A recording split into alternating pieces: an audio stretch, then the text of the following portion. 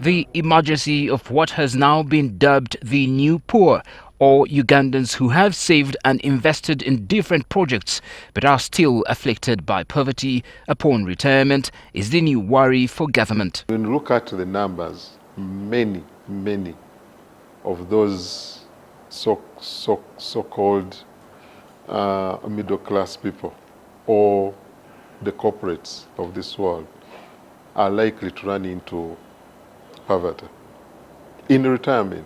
So we call it the new poor, not because they're ideally poor. They have the property, fine, but is it helping you in retirement? No, because it's not generating any cash flow for you, and the structure established upon it was pure for it, not a business case, but rather a prestige basis.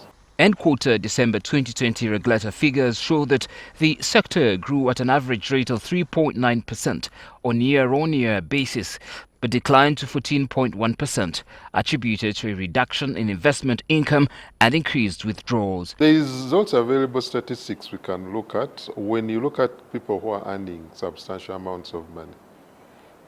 Those who have on average earning more than 15 million and above, those are the ones who have quite a substantial amount of money.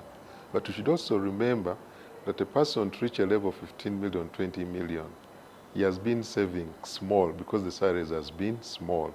So the higher figure is at the tail end of retirement. So in principle, the average portfolio for that person as they tend towards retirement may not be substantially big.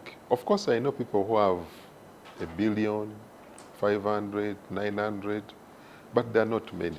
If you look at percentage-wise, they're probably less than 10% of the 2.45 million that we're talking about today. Consequently, the regulator advises investors to consider near-cash, safe and long-term investment vehicles in order to secure their retirement needs, such as medical care, among others. Unfortunately, the market is not so good at the moment.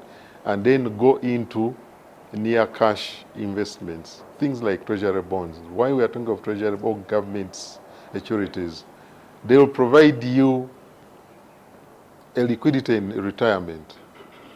What you need is a cash flow. The only difference is that if you have an investment in property, you benefit from the capital gains, value.